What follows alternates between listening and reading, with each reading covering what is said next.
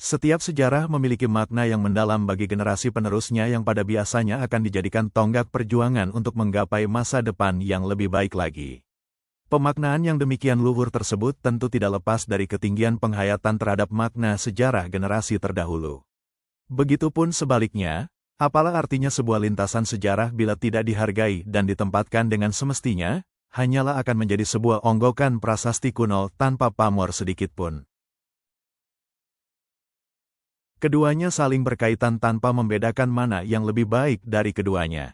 Sebagai asal mula terjadinya Desa Montok yang dapat diceritakan dari legenda-legenda yang berasal dari dusun-dusun di Desa Montok serta legenda tentang Ki Ageng Joko Tarub yang sampai dengan sekarang makamnya yang terletak di Dusun Pacanan dikeramatkan sehingga didatangi banyak peziarah yang tentunya memiliki tujuan maksud sendiri.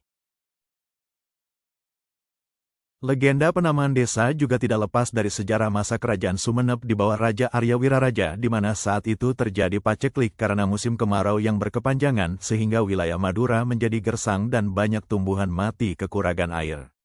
Konon di selatan Madura, tepatnya di pesisir pantai ada seorang penyabit rumput yang bernama Imam Syafi'i melihat di atas gundukan tanah yang cukup tinggi ada ilalang bergoyang padahal tidak ada angin sehingga timbul niat dari Imam Syafi'i untuk naik ke atas dan sesampainya di atas ia melihat ada buah temon, mentimun, dilingkari otok, kacang panjang, yang tumbuh subur sekali. Ia terkejut lalu berteriak memberitahu di kejauhan kepada Ki Ageng Joko Tarub, "Bede temon otok nongko, neng gumo." Ada mentimun dan kacang panjang di atas gundukan tanah yang cukup tinggi, berkali-kali dan kedengaran sayup-sayup hanya kalimat akhir mon dan tok, sehingga oleh Ki Ageng Joko Tarub dinamakan daerah tersebut dengan Montok. Makam Imam Syafi'i terletak di Dusun Bets dan dinamakan Buju, Agung, sedangkan makam Ki Ageng Joko Tarub di Dusun Pacanan.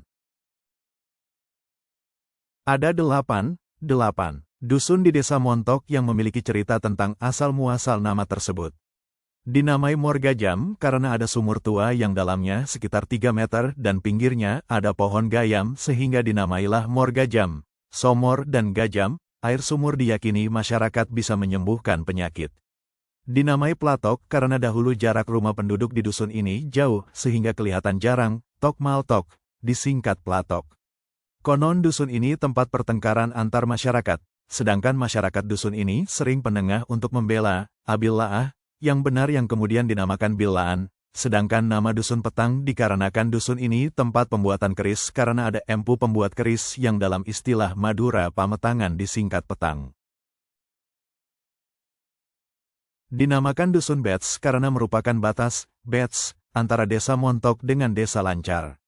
Sedangkan ada dusun yang merupakan tempat pembuatan terasi, Pacanan, dan sering disingkat dengan Pacanan.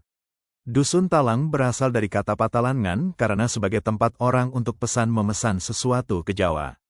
Asal kata Tabugah adalah Antobugo karena dulu ada sebuah kepala tanpa badan di dekat sungai lalu masyarakat menyebut Tabugah. Sejak terbentuknya atau berdirinya Desa Montok, merupakan daerah yang dipimpin oleh seorang kepala desa, Indonesia, atau Klebon, Madura. Desa Montok terdiri dari 8 dusun yaitu 1. Dusun Billaan, 2. Dusun Platok, 3. Dusun Morgajam, 4. Dusun Petang, 5. Dusun Bets, 6. Dusun Pacanan, 7. Dusun Talang, 8. Dusun Tabugah.